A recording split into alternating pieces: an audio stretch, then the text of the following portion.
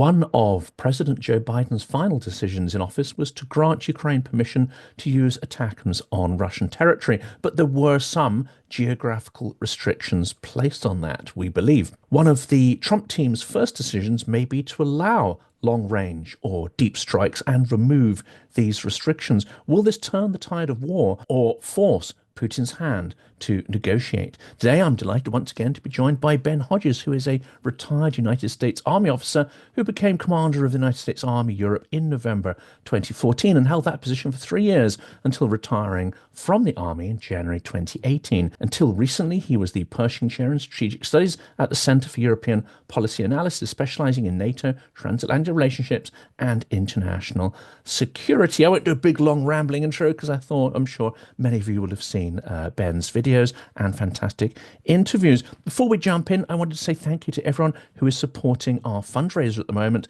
We are going to be filming in Ukraine, in Lviv and Kyiv. We're going to be doing some key interviews with civic society leaders, politicians, and various other interesting figures. That is happening already next week. We've got a last-minute fundraiser to be able to hire film crews, film studios, do everything professionally. Thank you to everybody who's helped out on that campaign. And it is still open for a couple of days. If you're able to, only if you're able to, it would be appreciated if you can chip in.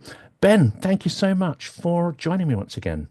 Well, thank you for the privilege. Let's start with the new Kursk incursions, because I think last time we spoke, we were talking about the impact of Kursk and the fact that Russia had not been able to dislodge Ukraine. And at that point, the appearance of North Korean cannon fodder was only just beginning on the battlefield. Now we have the first POWs, we have the first deaths, and we have a new Kursk incursion. What do you think is going on? What is the strategic purpose of Ukraine sort of pushing once again to retake some of that territory they'd lost in Kursk? Well, I think it's incredible that 6 months after the original Ukrainian counteroffensive in the Kursk direction, the Russians have still not been able to eliminate that bridgehead. Even though Putin has, I think, issued two different timelines, like get this done by 1 October or by 1 January, and they've been unable to do that. And I think the fact that the Ukrainians were able to launch a second phase here a couple of weeks ago, to which you just referenced, highlights the fact that Russia still does not have a joined up command structure, seemingly, that's responsible for what's happening in Kursk. I think there's some overlap between FSB and General Staff. And so you don't have I think, a clear picture. The Russians don't have a clear picture of what's going on inside that bridgehead and have not been able to form a concentrated effort to eliminate it. I mean, my gosh, they would seemingly have plenty of resources to do all of that. So I think these are the typically indicators of command structures that are not coherent. That's one of the things that I think about. Strategically, of course, this continues to be a problem for the Kremlin, because if the Trump administration is able to get people to agree to come to some sort of negotiations, this is problematic for the Kremlin, since they have said all along that the start point for negotiations will be what they already control inside Ukraine. Well, if that's the case, Ukrainians have control inside Russia. I think that will be a problem. And then finally, at the operational level, Russia is having to divert resources of different types to deal with this bridgehead that perhaps they would prefer to use elsewhere. And there are rumors, at least, that Ukraine has been deploying some interesting technological solutions using electronic warfare to block Russian positions, which enable them to push through and penetrate Russian defenses. Where do you see the war? Because Zaluzhny, when he was still in place, did that famous article where he said that it's technical innovation that is going to determine who emerges triumphant from what is an intense war of attrition. Yes, it's about resources, but innovation can potentially cause you to make gains with fewer losses or improving that ratio of losses. How do you see this balance between innovation and Ukrainians deploying innovation? And is it being deployed at the right kind of scale and the right consistency of, say, quality and skill? Well, that was the right word, Jonathan, scale. The Ukrainians, I think, are unsurpassed in terms of creativity and innovation and getting new technologies into the fight.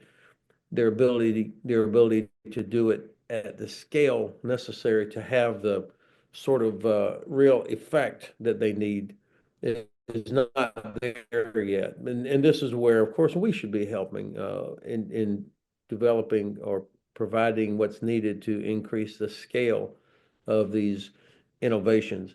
I have been impressed with what they've done with electronic warfare. I think this is part of how they were able to achieve the surprise that they did back in August. And here again, despite Russia presumably having thousands of drones in the area, that Ukraine could still build up forces right under the noses of the Russians and launch these attacks without being hammered by Russian artillery or Russian air power. So I hope that we are learning how the Ukrainians are doing this, because certainly we've never, in my experience, have ever had that kind of quality and quantity of electronic warfare jamming and so on. Let's turn to something I mentioned in the introduction, and that is deep strike. So ATACMS are now being used with some effect. I think it was said that in Bryansk, it may have been a combination of Air Force and ATACMS, but it's not quite clear yet. But certainly they are being used regularly to the point now where even Russian propagandists are kind of not even mentioning that. They're focusing on other things, and the Western media isn't really paying attention, despite oil refineries going up on a near daily basis, as well as other strategic facilities like factories, drone factories, and so on. There has been some discussion, or some statements at least, in media interviews by people who are appointed within the Trump team, that they would remove the geographical restrictions that are thought to be in place. This talks to two things. I mean, one, strategically, militarily, is it a game changer? And secondly, is it a very important set of optics that actually the incoming administration is not going to be obsessing about managing escalation? Things like geographical restrictions on certain type weapons, those are policy decisions that the Biden administration made to avoid escalation, but they were not tethered to any strategic objective like helping Ukraine win. I mean, that was always, despite all the good intentions of many people in the Biden administration, they never clearly identified an objective of we want Ukraine to win because it's in our interest, not because we like Ukrainians or out of charity, but because it's in our interest for them to defeat Russia, because that will help deter China. The Chinese will see, my goodness, the West really does have the political will to and the capacity to do all this. So for the Trump administration, I don't think even he knows exactly what the strategic outcome should be, or that he wants. But I do have a sense that there's a growing realization inside the Trump team that he will have enormous leverage over Vladimir Putin that he did not have 8 years ago. I mean, Trump is coming in. He's inheriting a very good, strong U.S. economy. Contrary to what they say, the facts are he's inheriting a good, strong economy. He's at the peak of his political power. He's got a willing and compliant Congress, I think, at least initially. And so Trump could do several things, like leaving in place the recent changes by the Biden administration about using ATACMS wherever they want without having to do or say anything. And they can communicate to the Kremlin, say, look, you're going to have to negotiate here. You're going to have to do some things, or we're just going to let these keep going. Even better, there's another $2 billion worth of aid that had already been approved and authorized by the Congress that the Biden administration did not get out the door in time. It's that's on the table. And so Trump doesn't have to lift a finger, and that's still $2 billion worth of stuff that's in the pipeline. And so these are the kind of things that he can tell the Russians uh, that this is all going to happen unless you are a reliable negotiating partner. Of course, this could be wishful thinking on my part, but I believe that I think I have a slightly higher bit of optimism about what the Trump team will do than I did even 3 or 4 months ago. And it seems also that oil sanctions are potentially ramping up in the final days of the Biden administration. Um, when I read about new sanctions being imposed or sanctions being increased, it does raise the question, well, why now? Why is that taken so long? It seems that, at least to my mind, looking at some of the economic data and some of the economic analysis coming out, that really punitive sanctions, closing the loopholes, not going in with half measures and half-heartedly, as we perhaps have done over the last 3 years, that real punitive sanctions could mean Putin is in real trouble. What's your reading on this? What needs to be done to ramp up rather than reduce the pressure on Putin's regime? Well, it's the strategic objective of wanting Russia to lose, of wanting Ukraine to win. I mean, that's what has you have to get the objective right, and then you can develop the policies that are implemented to achieve the objective. And we've gone about it backwards now over the last few years with regards to Ukraine. And by the way, also in Afghanistan, we didn't have a clearly defined strategic objective in Afghanistan for 19 out of 20 years. So I do think that the Russian economy is in deep trouble. I've seen what you've done here recently, and a lot of other people are talking more and more about Russian economic troubles, how things are being propped up artificially. Um, if we had shut down the shadow fleet earlier, that would have prevented Russia from getting billions of euro that they need desperately to keep their war effort going. So finally, the Biden administration putting sanctions on something like 200 vessels. Why now? It's 3 years late, but it's never too late to start doing this. And again, this is more leverage for Trump. He can leave these things in place, or he can increase the pressure. I think Trump's motivation will be based on real hard power and what he and his team see as best advantage for the United States, even if it improves or raises opportunity for American oil companies. For example, I think this is all part of the mix. It certainly would be power that he would have and leverage that he would have over China and India also if he can shut down that if he wants to. That's the problem. I don't know what they really want to do, but I do hope that they will use these economic tools to help crush the Russian government that's in power now, not only to help Ukraine win, but Russia's, and you know Russia so much better than I do, but I mean, they're never going to change until they're defeated. If they're not defeated, Putin will be replaced by another Putin. That's absolutely correct. Reform in Russia historically has always come after a defeat. So we should look out for that. Well, we're going to get back onto geopolitics and the Trump administration because I think there's some significant stuff going on there around Canada and Greenland. We're going to get to that in a minute.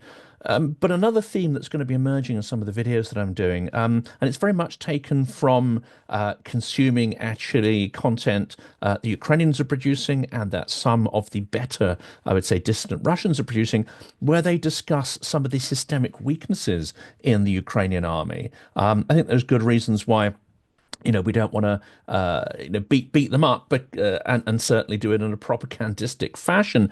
But there are discussions happening that the persistence of the Soviet mindset is really causing some issues in various parts of the front. It is causing poor decisions to be made, and indeed, this Soviet mindset is a hangover. You know, it's not necessarily a huge resurgence, but it's there, and rooting it out is a problem, including those officers who were trained slightly older and they were trained during the Soviet period and are perhaps reverting to some of those more hierarchical kind of methods. What do you feel about this? How important is it to tackle the Soviet mindset within the Ukrainian army?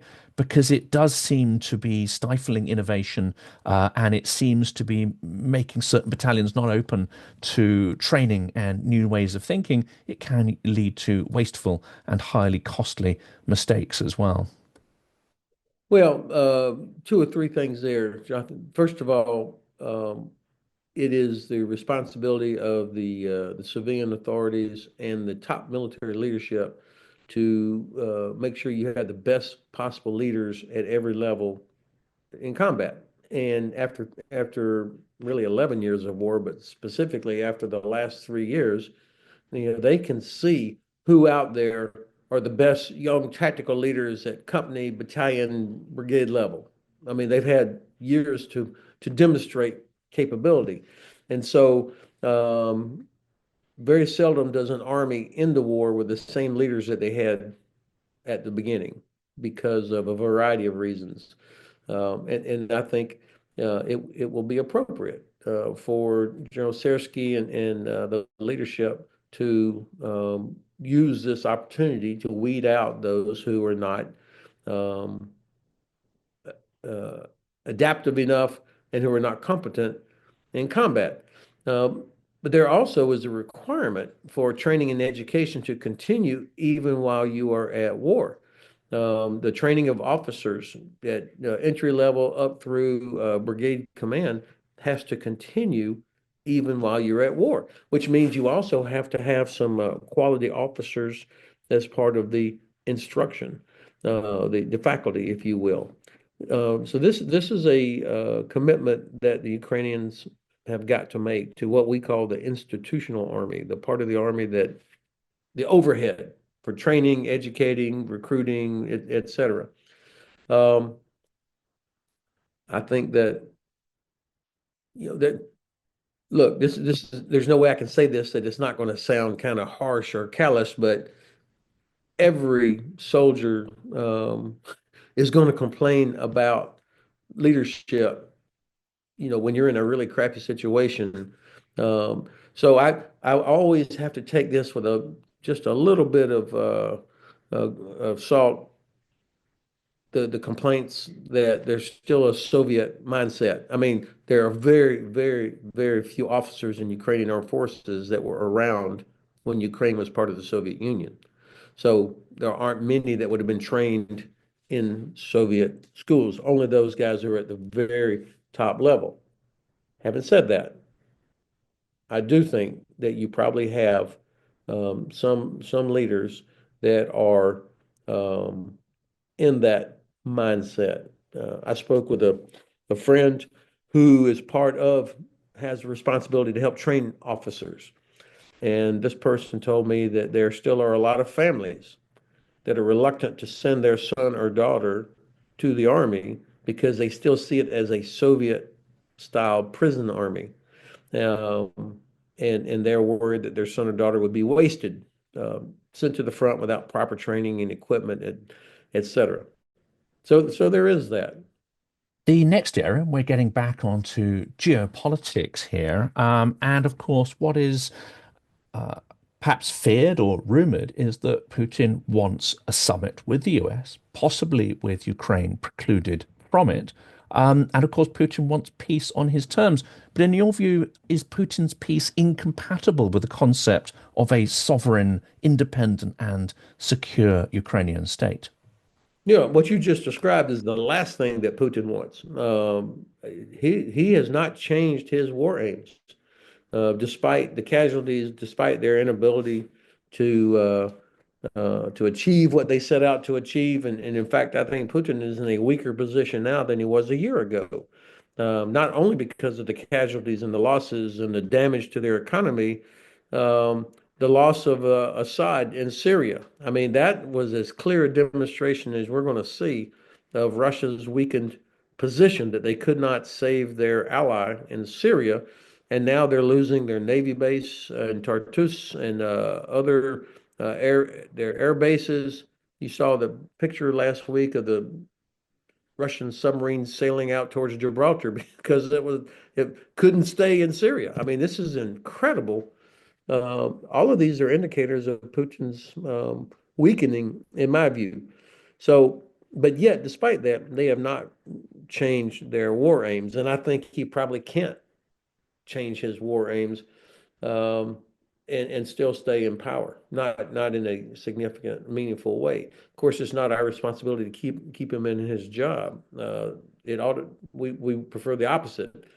Um, but I think as long as he believes that the U.S., the U.K., and the rest of Europe will turn their back or are happy to let, just for the sake of peace, some kind of negotiated outcome where the fighting stops, then I think he will continue doing what he's doing.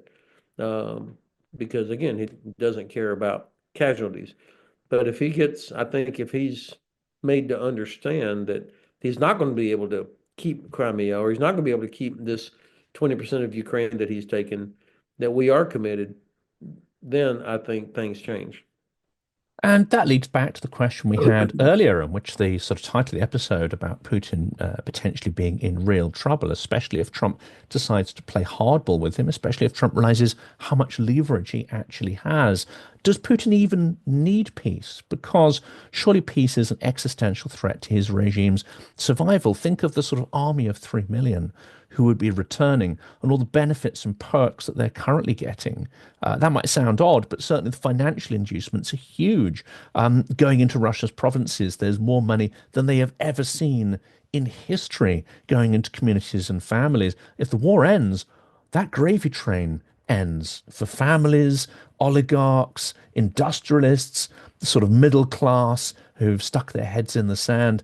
Um, it seems to me that peace could be kryptonite for Putin's regime.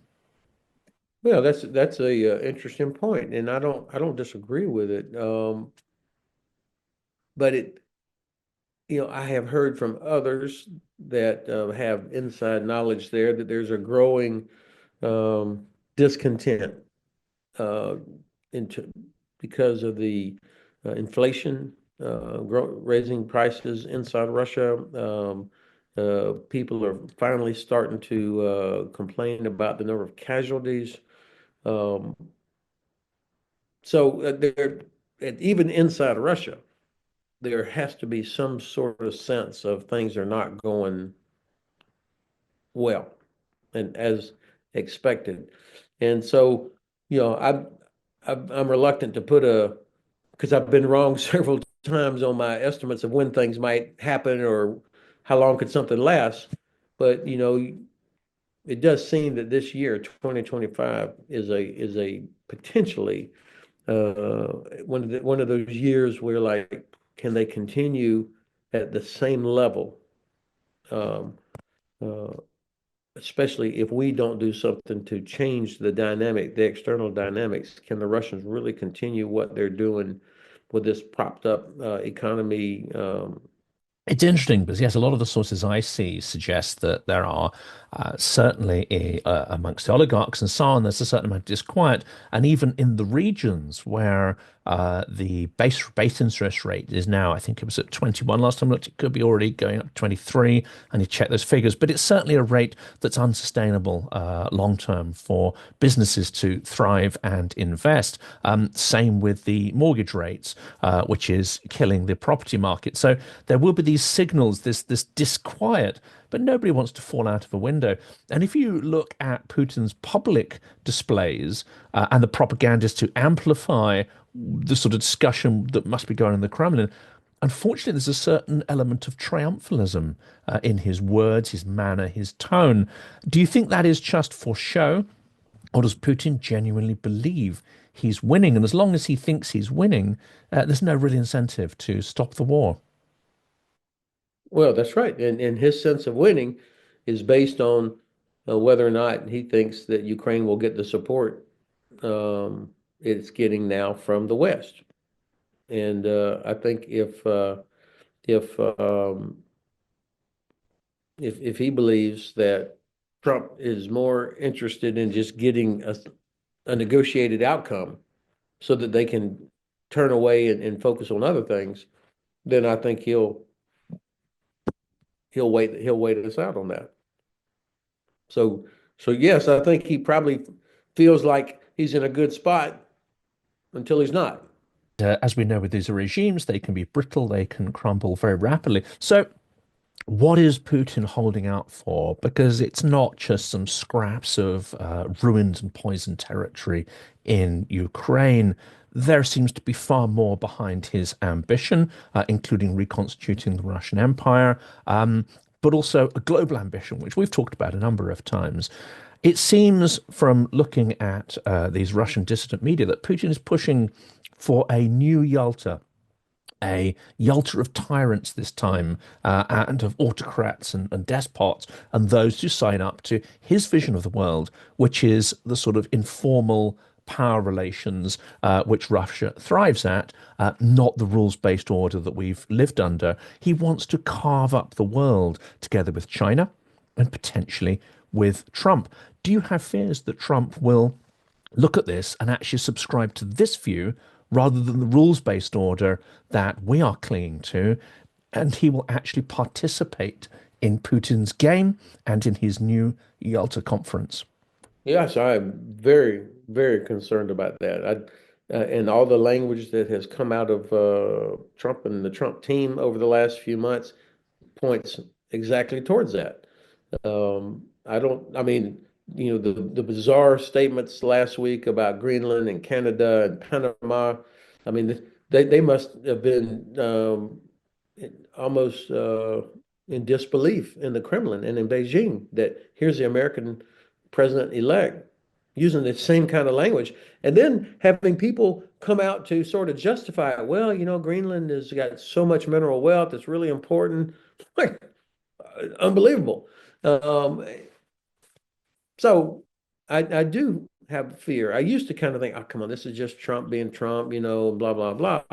But enough other people now have come out explaining it like, holy shit, they're having deep conversations and looking at maps and thinking about this. And he sends his son to Greenland and this incredible that they would even be having these sort of conversations. And there was an excellent Wall Street Journal article that came out right after that press conference, and it kind of describes the the outlines of what a Trump foreign policy might be. It's based on power and that sort of sphere of influence versus the international rules-based order, in which the United States has benefited more than any other country on the planet.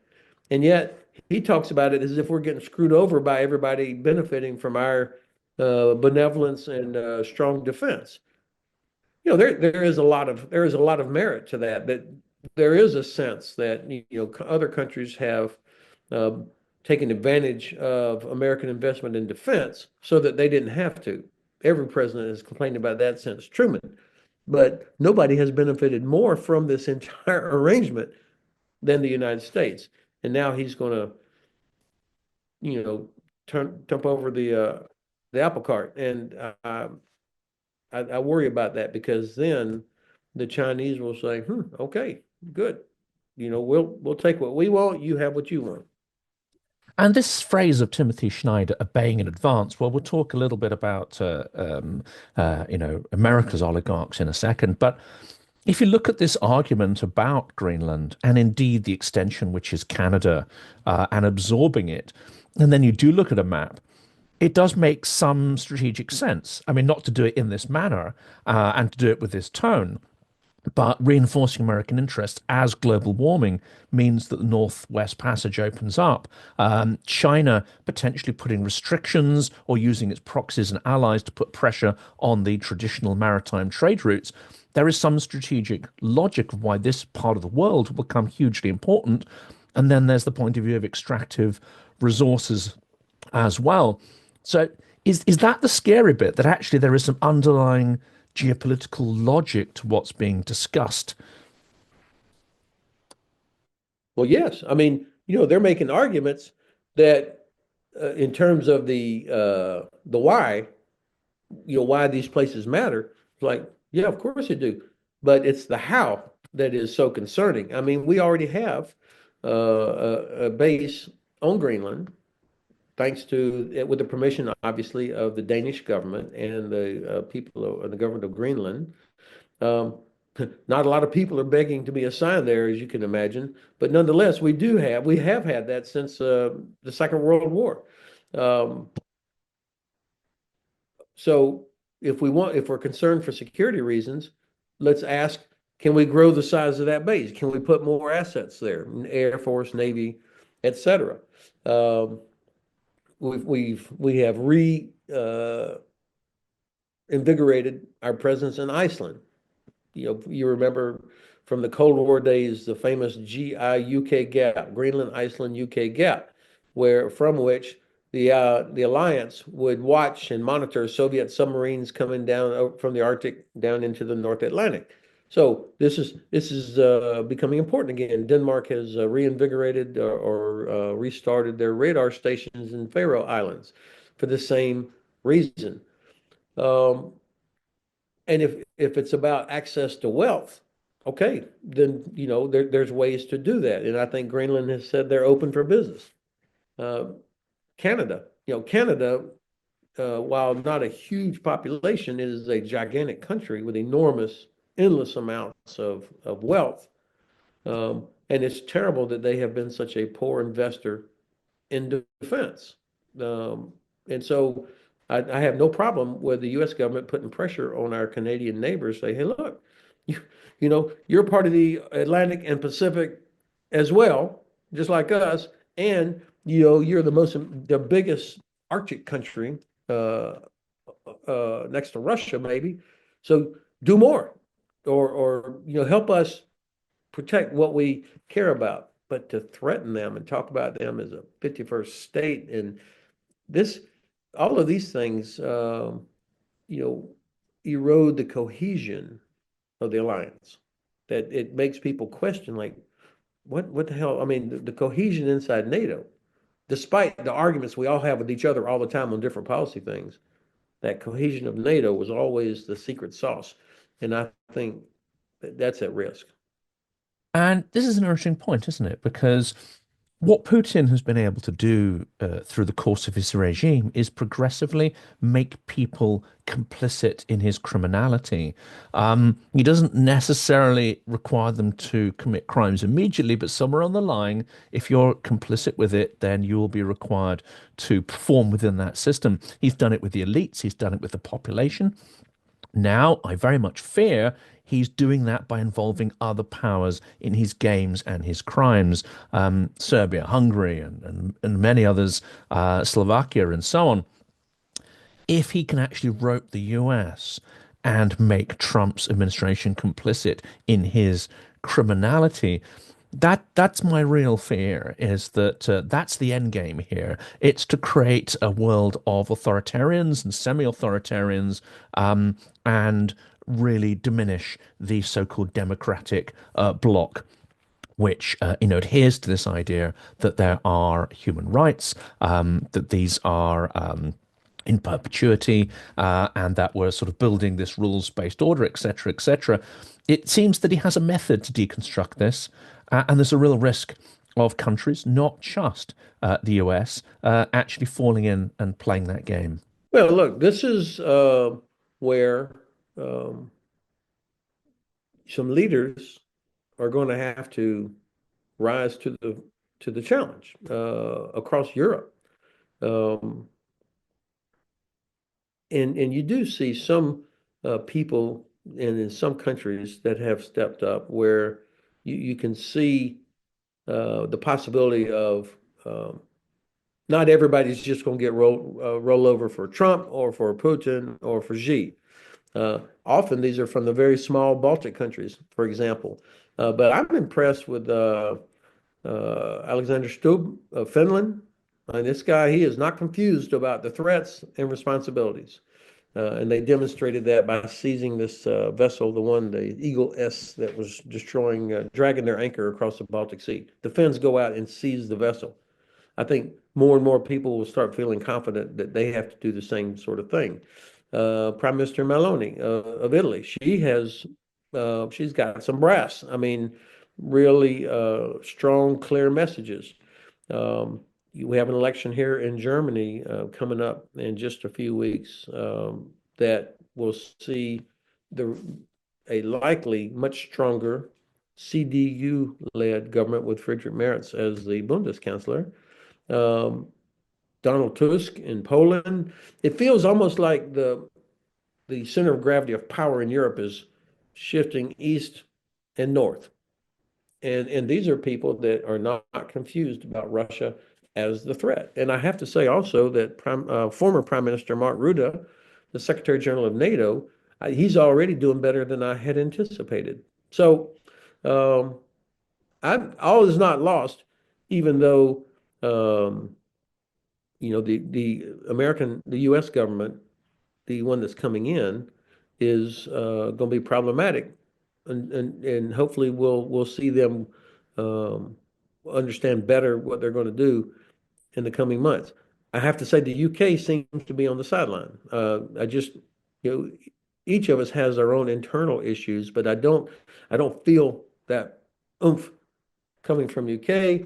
Macron in France, has huge challenges of his own from the his opposition. So this is others are going to have to step up. And this is what's been discussed. I mean, it leads very well into NATO being the next topic. Mark Rutte has said that if we don't want to be speaking Russian in the next 5 years, then we need to step up. This is the strongest words I've heard coming out of NATO since the war began, and indeed since the Crimean invasion began more than 10 years ago. The UK is currently has made an exceptional clause to put our GDP on defense up to 2.5%, but potentially without further action that might drop down to 2% again next year. Trump has been talking about 5% as the benchmark for this. But it's interesting, isn't it? All his words seem to indicate that he doesn't really understand the concept of NATO as a mutual defense pact. He sees it more as a racket, a protection racket. If you pay enough money, sure, we'll defend you. And he seems his negotiating stance is 5%. Do you think this could get, let's say, interesting is probably the wrong word to use, that if we see pressure to move GDP on defense up to 3.5 to 5% in the Trump administration, this is going to be a revolutionary change for many societies, and the kind of discussions of what they have to cut in terms of costs is kind of seismic in its implications. Well, I think I don't know that I agree with the level of drama that you just injected into that. Um, the United States is not at 5% right now. So, I mean, that would require us to do more as well. I do think you're right that he sees NATO as some sort of protection racket. They're not paying their due, they're paying their share. They being Germany or Canada or other countries. Um, and every president since Truman has complained that our European allies have not invested enough in their own defense. So that's not new. But the number, I mean, during the height of the Cold War, Germany was at between 3.5 and 4% GDP. So these numbers um, are not unheard of in the past. And I think most people, if they believe that there is a threat, if the leadership speaks and say, hey, look, we have to invest in defense because here's what's at stake. This is what's at risk. And I think if they can articulate that to the public, enough people will say, God damn, okay, but yes, we'll have to do that. I have to tell you, I don't see any decrease in the number of people here in Europe that go to Mallorca for holiday or go to their ski holidays or drive around in big nice cars.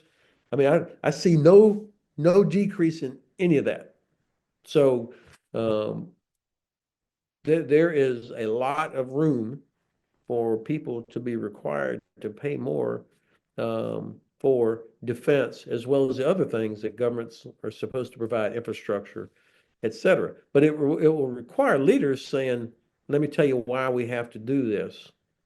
And then that's always been the case. Having a grown-up conversation with their electorates, which Exactly. has been distinctly lacking the last couple of years, unfortunately. Um, Another area that may have to change, I know we're going to come to the end soon. There's just a couple of sort of questions left. Another area which I think the Ukraine war is, or the war in Ukraine is highlighting, is that there are some radical transformations and changes happening in the military, and they're driven by civic society.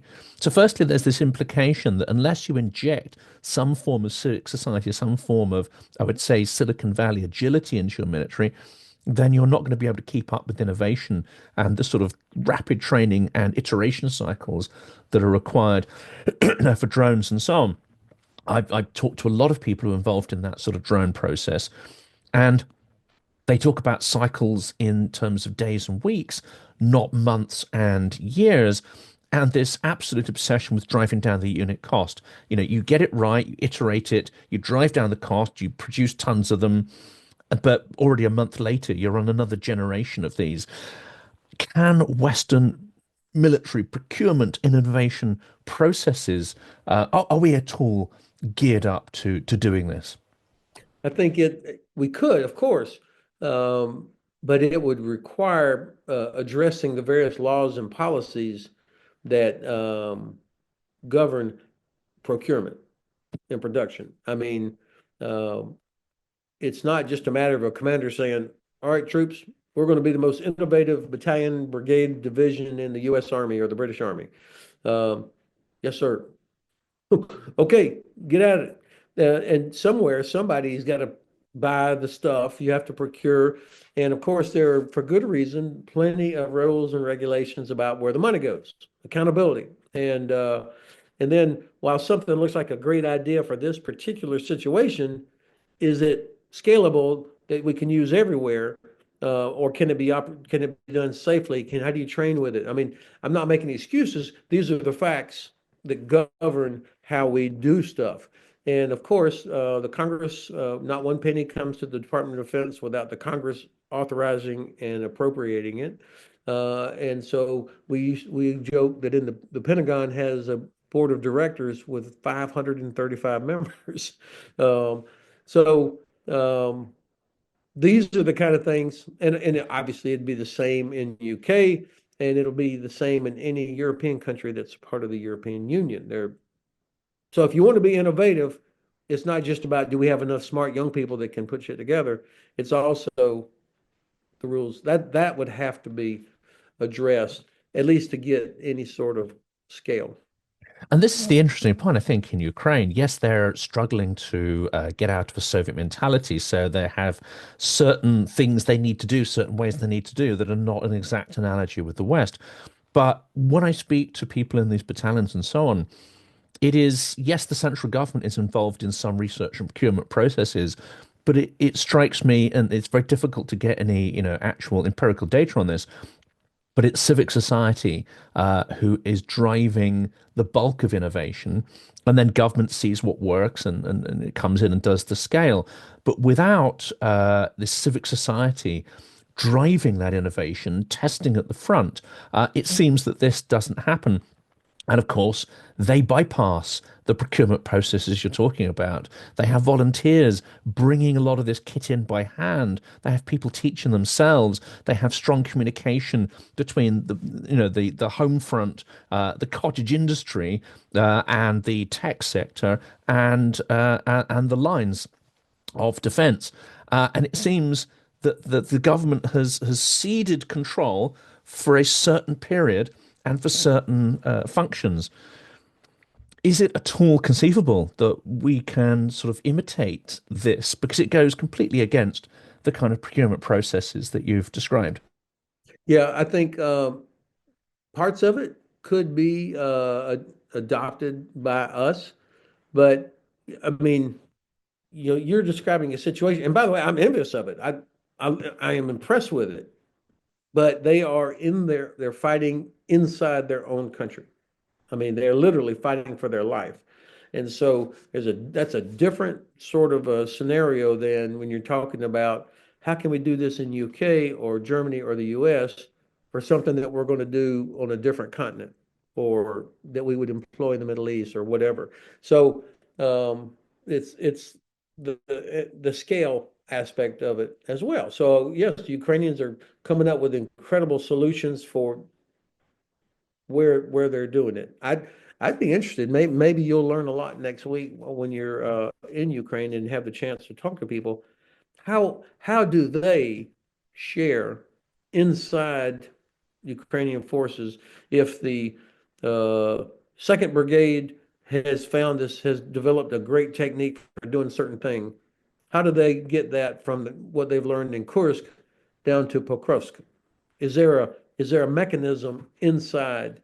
I think the British Army and the U.S. Army are very good at this. When we found something that worked, it got blasted out, and it also was sent to our training base so that units could immediately start training on the new thing before they deployed. Are the Ukrainians able to do that? I would like to know how they're doing that. I rather suspect, speaking to a Canadian who's training, that that does not happen again. It is very much reliant on these informal networks, and it's reliant on I would say, how open battalion commanders are to innovation and how open they are to external influence. And of course, there isn't necessarily the scale from central government or externally of support. But I don't want to prejudice that question. I'm going to go and speak to a lot of people next week and see if I can sort of firm up my understanding of that. I think that's really important. Just two more relatively sort of short questions. When Sarisha Sheriff was on last week, I sort of asked him something. His answer was absolutely definitive and very, very quick. And see if you have the same response. It does seem that a number of war criminals who've actually gone through legal process in absentia in Ukraine and reasonable evidence has been compiled. These individuals have been quite clearly assassinated in Moscow and around. As I say, there is demonstrable evidence of the criminality of these individuals, and they are serving members of the military. So, legally, technically, they are part of the war machine and they are targets. Do you agree that this kind of target assassination, which Ukraine seems to have adopted, is this the right way to go if you cannot get justice by other means? And why are the media and politicians so queasy about it? Because surely, if you assassinated them through blowing up an entire block, as the Israelis occasionally do, or you carpet bomb a city to take out, that's surely far more destructive. Surgically taking out a single individual should be commended. But there's something about it which it seems a lot of people do not find this at all palatable. Well, first of all, I don't think of it as assassination. These are targeted strikes against serving military of the enemy, and every single Russian officer at any level that is anywhere in the chain of command that launches attacks against civilian infrastructure or is involved, every one of them should be looking over their shoulder, checking under their car every single day. This, in my mind, is no different than an ATACMS strike on a Russian brigade headquarters somewhere. The last question really, and it harks back again to the themes. Um, Economic collapse. What do you want to see done in the Trump administration, incoming Trump administration, to tighten the economic pressure on Putin? And what actually can the Europeans do, especially with regards to, say, the Grey Fleet that is passing through the Black Sea, passing through rather the Baltic Sea? At risk of considerable ecological catastrophe. And we've seen, I think it's now 4 or 5 major incidents in European waters in the last month, any one of which could have risked a huge environmental cataclysm. So there are plenty of laws and rules in place that would authorize countries to stop these vessels, to inspect them for compliance with safety and environmental code, to check them for insurance, to check to make sure that the cargo they're carrying is in compliance with the sanctions. Uh, but it takes Denmark, for example, and Germany and Poland and other Baltic countries to have the confidence that when Russia reacts, as they will, that everybody else in the European Union and or NATO will back them up. So this requires concerted effort. But the advantage of dominating the Baltic Sea and the Black Sea with NATO allies, where Russian ships have to pass out through the Turkish Straits or the Danish Straits, is incredible leverage for us, and we should be doing that because that's how you choke off Russia's ability to keep fighting, is stopping their ability to export oil and gas to China and India. Ukraine has, obviously stopped the Russian transit of Russian gas across Ukraine. Slovakia and Hungary are still problematic in this regard, but this is where the President of the United States should make it very clear that it is our policy that Ukraine defeats Russia because it's in our strategic interest, and we're going to lead and we're going to provide the cover for everybody else to join us in that effort. Ben, it's been such a tremendous pleasure speaking once again. We've covered a lot of topics, but I think the core one is we need to keep the pressure up on Putin's regime, that it is brittle, that it actually is struggling with the huge economic burden of the senseless war that Putin has launched. And there are some very strong messages there, which I hope people will appreciate and follow up on. For today, thank you so much. Jonathan, thank you. I always enjoy it, and good luck with your trip next week.